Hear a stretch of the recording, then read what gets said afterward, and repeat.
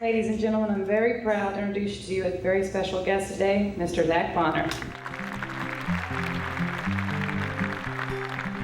There were no members of the press in attendance that day, but I was there and happened to be filming the company meeting when Zach Bonner spoke to Lazydays for the first time. Without any notes or cue cards, he told us about the 1.3 million homeless children in America and how it was his dream to help bring that number to zero. He drew a standing ovation that day, and he deserved it. After all, he was only 9 years old. A few months later, Zach returned to Lazydays to personally thank the Employee Foundation for loaning his family an RV to help him pursue his dream. This time, there were quite a few members of the media on hand, and what they saw was kind of a big deal. Zach was about to walk from Tampa to the White House to raise awareness for homeless youth. The first steps of his journey to Washington would be taken right here at Lazydays RV Campground. A large group of supporters from the Employee Foundation were on hand and walked with Zach for the first mile. I was there once again filming the event. There was such hope and optimism. I tried to capture the emotion of the day as the group marched with a pride that comes with being part of something great. When the initial mile ended and the cameras in the crowd went home, I caught a glimpse of Zach as he continued north. I thought to myself, this is a pretty amazing young man. And he's just 10 years old. 2 years later, I wrote an article in Better RVing magazine about Zach and his walk to the White House. By then, he had won several awards for his work. He'd been on countless talk shows and even met the president. I thought he'd love telling me stories about all the attention he was getting and all the famous people he'd met along the way. But instead, he just wanted to talk about the fact that there were still homeless children in America. There was more work to do. The following March, Zach was back at Lazydays to begin another walk for homeless youth. This time, the media came out in full force, and they were treated to quite a show. Flashbulbs popped and cameramen jockeyed for position to catch a glimpse of 12-year-old Zach as he began his march across America with all of Lazydays behind him. Once again, when the first mile came to a close and the cameras in the crowd disbanded, Zach marched north. He was still only 12 years old, but his eyes seemed focused on something the rest of us had missed. 7 months later, I caught up with Zach in the Arizona desert.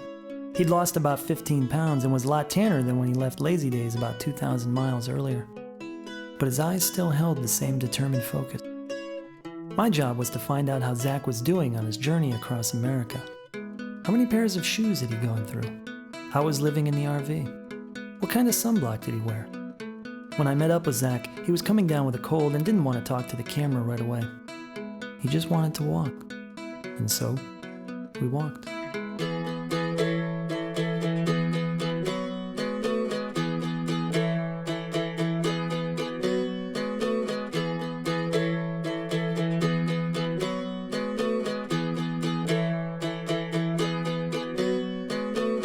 He was so focused, so serious. I wondered what he thought about as he trekked across the Valley of the Sun in 100-degree heat. What motivated him? I asked Zach's brother Matt what he thought. He's so advanced, maturity-wise for his age, that when you talk to him, it's not really like talking to a normal 12-year-old, that you can kind of, have fun with and mess with a little bit. You can't really fool Zach. He's not a normal 12-year-old, but I guess we all kind of knew that.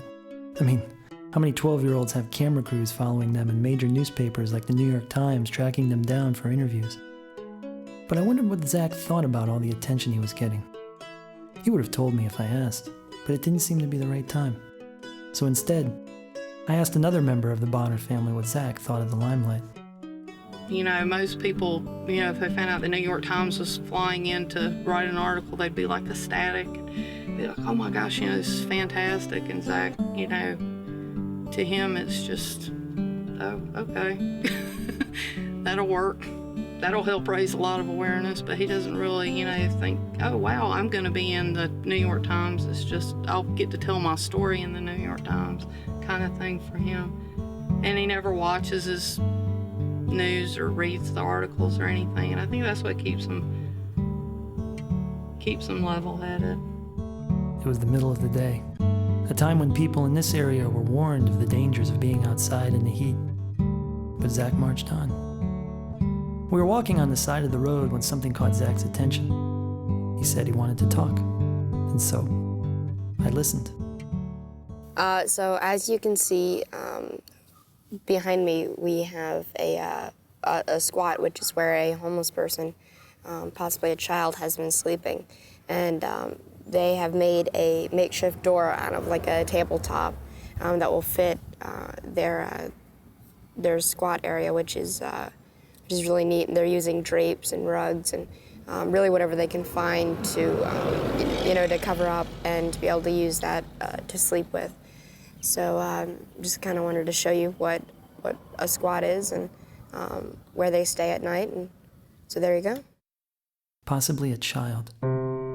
Those words stuck in my head as we moved on.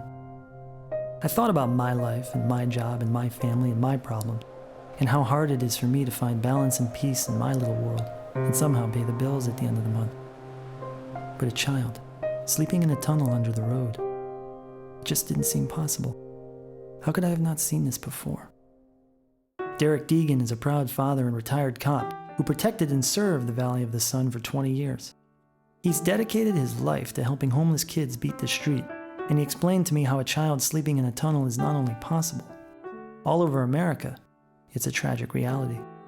Desperate people do desperate things, and young adults who feel like that line with a loving caregiver has been broken, it's almost a break of trust with humanity. People always have an opinion that they ran away from a good home, never realizing that the home is not the same as your home. Their home is a disaster, or it's dysfunctional, or they're in the foster care system and have been through an awful lot. The epidemic nationally of human trafficking is terrible. We know over 300, on any given night, over 300 young adults are trafficked in the Maricopa County Valley of the Sun, average age 13. And that's not just unique to the Valley of the Sun. This goes on across our nation. And so it's something that we need to be more aware of. It's as big an epidemic and worse because the damage that's done to these young adults goes on. And they then grow into adulthood. And more often than not, never get the help they need. And the damage can be irreparable.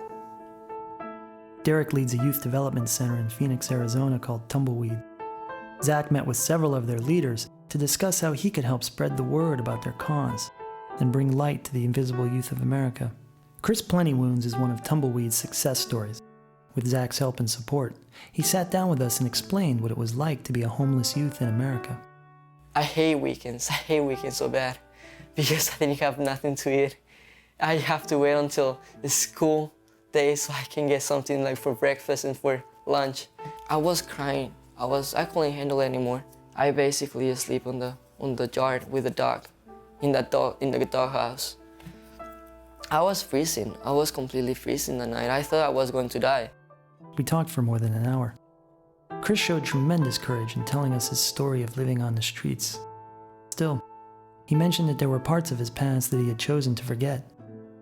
I later learned that when he was Zach's age, Chris's brother was brutally murdered. Chris saw the whole thing happen in front of his eyes. Sitting in his apartment, as Chris showed off his newspaper sculptures and listening to him explain a hopeful future that includes attending Arizona State University, I realized why Zach never read the articles about his walk or watched the news stories that covered his quest. I realized that those stories, mine included, never focused on the real reason Zach was walking. I'd been following Zach with a camera and a pen for years, enamored with his maturity and smitten with the idea of a boy and a cause. Like so much of the frenzied media looking for a golden story, I'd lost sight of the cause.